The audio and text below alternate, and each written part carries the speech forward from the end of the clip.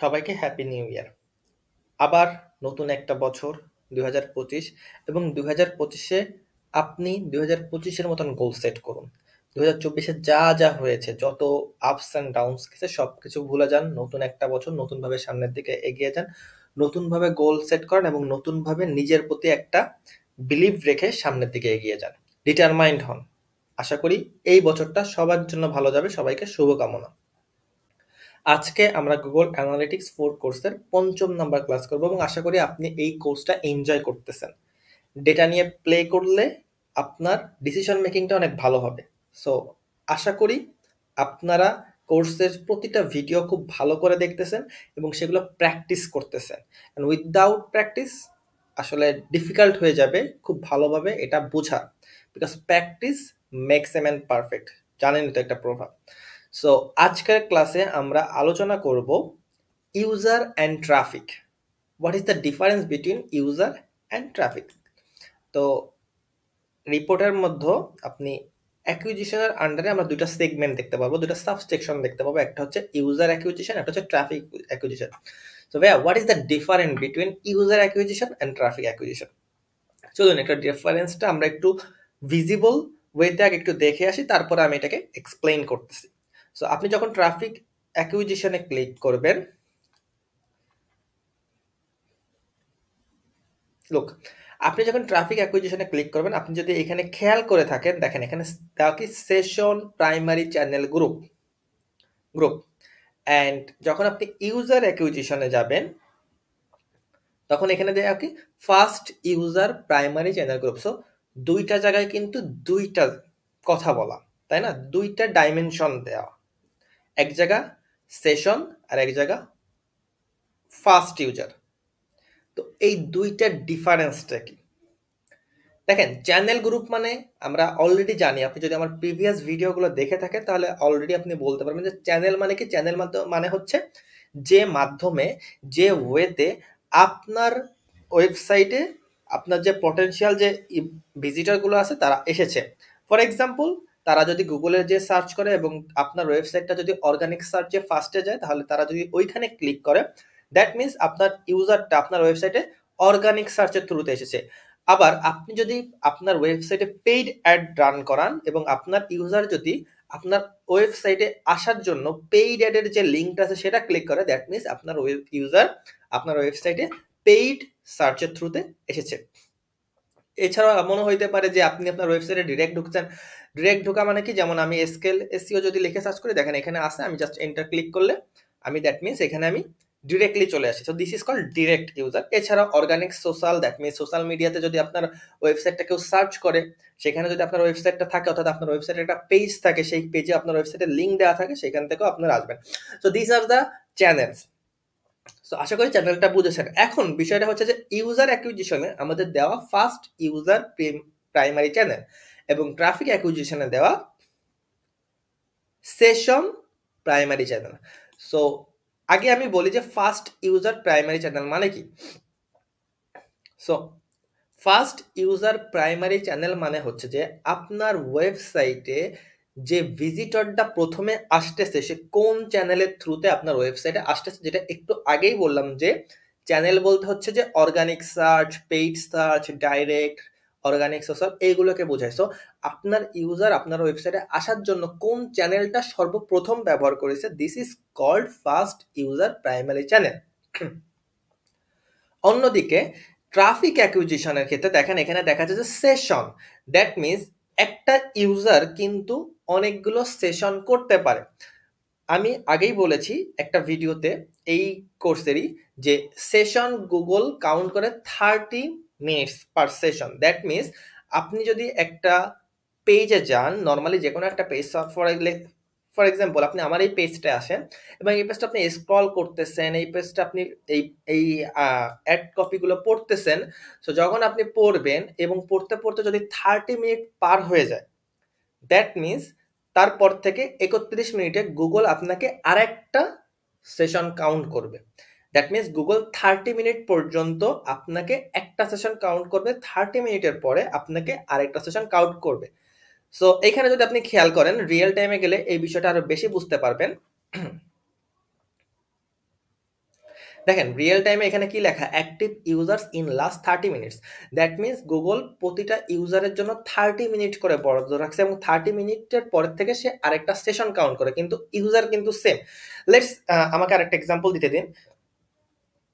ধরেন যে আপনি যে কোনো একটা ওয়েবসাইটে, আমার ওয়েবসাইটটায় আপনি ল্যাপটপ দিয়ে ঢুকছেন, ফোন দিয়ে ঢুকছেন, আবার আপনার একটা ট্যাবলেট আছে ট্যাবলেট দিয়ে ঢুকছেন।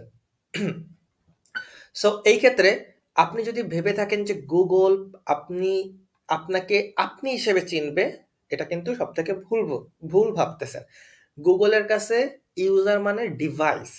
দ্যাট মিনস আপনি যদি সেম ইউজার হয়ে থাকেন কিন্তু ডিভাইস আলাদা আলাদাভাবে ঢুকেন, দ্যাট মিনস গুগল কাউন্ট করবে আলাদা আলাদা user. For example dedicated user. For example আপনি যদি আমার এই ওয়েবসাইটটায় ফোন দিয়ে ঢুকেন, দ্যাট মিনস আপনার একটা ইউজার, যদি গুগল কাউন্ট করবে একটা ইউজার। যদি আপনি ডেস্কটপ থেকে ঢুকেন, গুগল কাউন্ট করবে দুইটা ইউজার। যদি আপনি ট্যাবলেট থেকে ঢুকেন, গুগল কাউন্ট করবে তিনটা ইউজার। কিন্তু আপনি বুঝতেছেন যে আপনি একটা ইউজার, কিন্তু গুগলের কাছে কিন্তু এটা সিগন্যাল যাচ্ছে যে তিনটা ডিভাইস থেকে আপনার এই ওয়েবসাইটে এখন আছে রানিং ভিজিটর। দ্যাট মিনস তারা তিনটা ইউজার, তিনটা আলাদা আলাদা ইউজার। আপনি যখন কোনো ওয়েবসাইটে, সাপোজ আমার ওয়েবসাইটে তো এখানে কোনো লগ ইন দেওয়া নেই। অনেক ওয়েবসাইটে ঢুকতে গেলে কিন্তু আপনাকে লগ ইন ইনফরমেশন দিতে হবে। এখন লগ ইন ইনফরমেশন যদি দেন এবং সেই লগ ইন ইনফরমেশনের জন্য তখন কিন্তু আপনি কি হবে, যে কটা ফোন দিয়ে ঢোকেন না কেন, যদি আপনি সেম লগ ইন ইনফরমেশনটা দেন তখন হচ্ছে গুগল কাউন্ট করবে একটা ইউজার। বাট এটা ছাড়া বাকি সব ক্ষেত্রে গুগল প্রতিটা ডিভাইসকে আলাদা আলাদা করে ইউজার ডিনোট করবে। সো আশা করি ইউজারের ডিফারেন্সটা বুঝতে পেরেছি। আর ট্রাফিক মানে কি? ট্রাফিক মানে হচ্ছে যে আপনার ওয়েবসাইটে ওই যে ভিজিটরগুলো আসছে তারাই, কিন্তু তারা আপনার ওয়েবসাইটে কতগুলো সেশন করেছে। দ্যাট মিনস আমি এই যে এই ব্লগটা দেখতেছি এবং এই দেখতে দেখতে কি করতেছি, আমি এখান থেকে আমি অন্য জায়গায় চলে যাচ্ছি, ঠিক আছে? সো আমার যখন টাইমটা শেষ হয়ে যাবে তখন হচ্ছে আমার অটোমেটিকভাবে একটা সেশন অ্যাড হয়ে যাবে।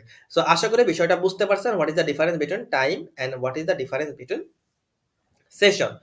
সো ইউজার অ্যান্ড ট্রাফিক, আপনি কোনটা আপনার রিপোর্টে, ক্লায়েন্টের জন্য কোনটা আপনি বেশি প্রিফার করবেন, রিপোর্টে রাখবেন, আপনি কোন মেট্রিকটায় বেশি জোর দিবেন? চলুন আমরা একটা এক্সাম্পল দেখি। So first user campaign, right? So এখানে যদি আপনি যান, যে লেখেন সেশন,